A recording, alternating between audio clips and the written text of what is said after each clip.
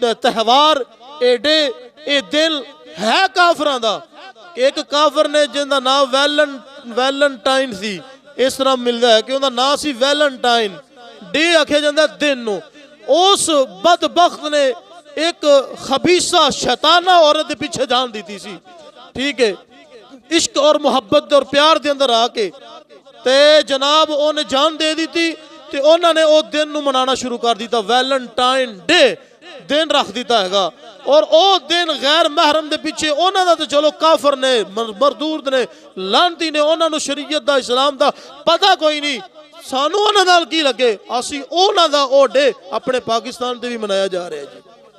प्योवां नूं सारा पता होंदा है कि मेरी कुड़ी टिकटॉक बना रही है, प्योवां नूं सारा पता होंदा है कि मेरी बेटी जिहड़ी है बरहना होकर वीडियो बनवा रही है, मां नूं सारा पता होंदा है कि मेरी जिहड़ी धी है ये बाहर निकल के गैर महरमा दे नाल मिलदी है और वीडियो बनवा रही है और टिकटॉक ते या फेसबुक ते या फलां सोशल मीडिया दे जनाब पेज से ला रही है, चला रही है, सारा माँ बाप नूं पता होंदा है। ऐसे माँ बाप के बारे नबी पाक सल्लल्लाहु अलैहि वसल्लम आपने इरशाद फरमाया, फरमाया ओ दुयूस है, ओ बगैरत है, ओ कंजर है। सैयदना सदीक अकबर रज़ी अल्लाह तआला अन्हु आप दा की फरमान है, आप फरमाया कि असा हिंदुआं दियां काफरां दियां यहूदियां दियां रस्म रिवाज नूं पैर दी जुत्ती दी नोक ते रख के परा सुटने आ। साडे वास्ते रब काफी है, रब दा रसूल काफी है, अल्लाह दा कलाम काफी है।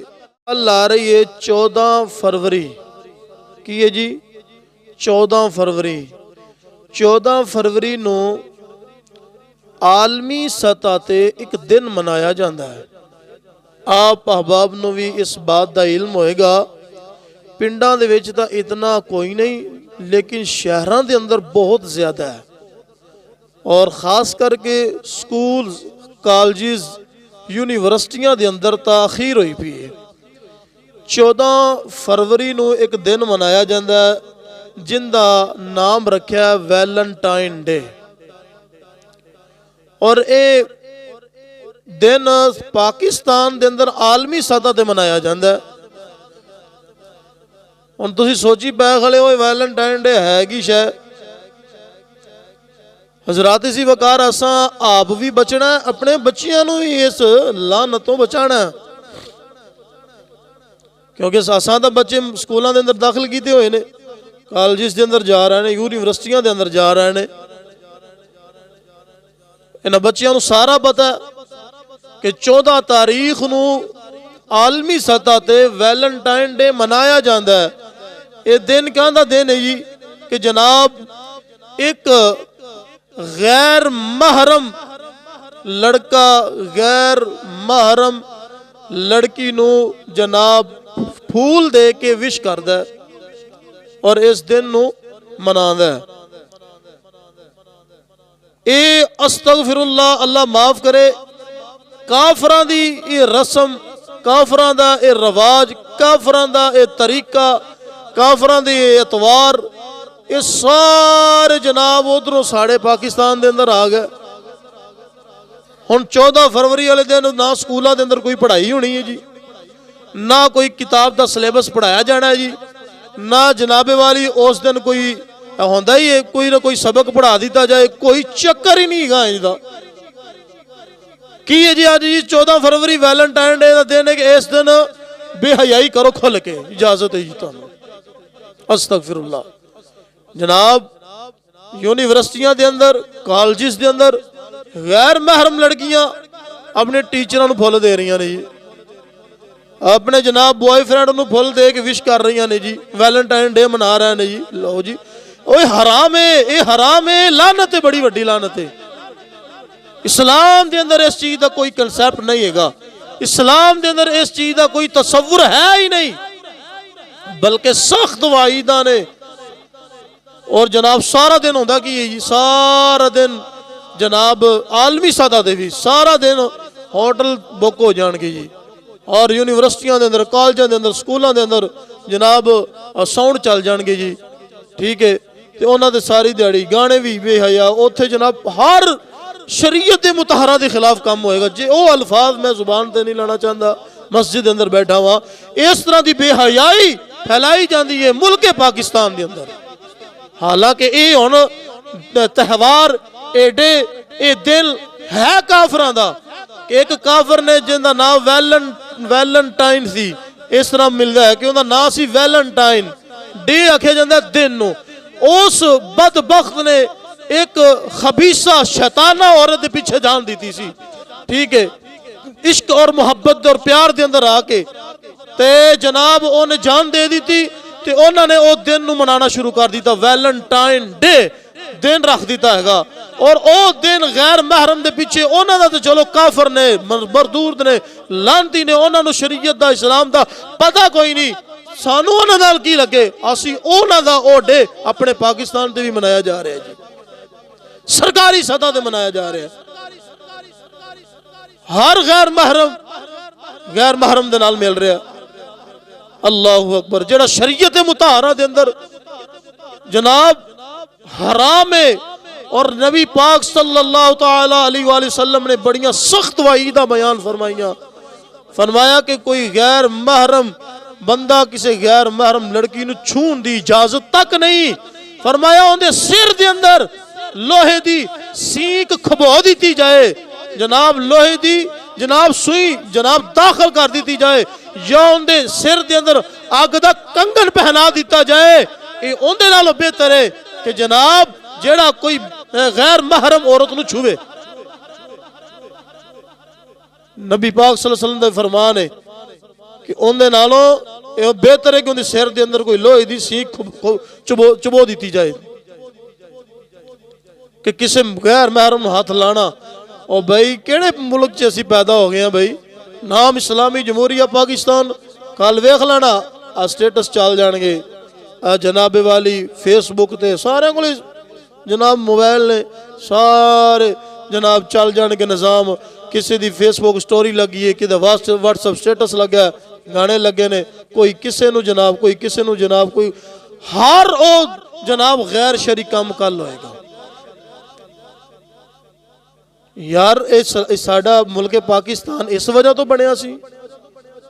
मुल्क पाकिस्तान दियां कुर्बानियां साडे वड्डियां ने दित्तियां इस वजह तो दित्तियां सन कि गैर शरी रस्मों रिवाज नूं साडे पाकिस्तान दे अंदर इस्लामी जमहूरिया पाकिस्तान दे अंदर दाखिल किया जाए। सईदना सदीक अकबर रज़ी अल्लाह तआला अन्हु आप दा की फरमान है, आप फरमाया कि असा हिंदुआं दियां काफरां दियां यहूदियां दियां रस्म रिवाज नूं पैर दी जुत्ती दी नोक दे रख के परा सुटने साडे वास्ते रब काफी है, रब दा रसूल काफी है, अल्लाह दा कलाम काफी है। अपनी यार जिंदगी नूं अल्लाह दे कुरान दे मुताबिक चलाओ। साडे बच्चे क्यों बिगड़ते जा रहे ने, साड़ियां औलादा क्यों साडे हथों निकलदियां जा रही ने, जिवें जिवें बेहयाई दी तरफ जा रही ने उवें उवें माँ बाप दे नाफरमान होंदियां जा रही ने, जिस तरह गलत कम्मां दी तरफ जा रही ने उवें उवें माँ दे नाफरमान होंदे जा रहे ने। बड़े दे आदाब दा कोई पता नहीं, अखलाक दा कोई पता नहीं, तौर तरीकियां दा कोई पता नहीं।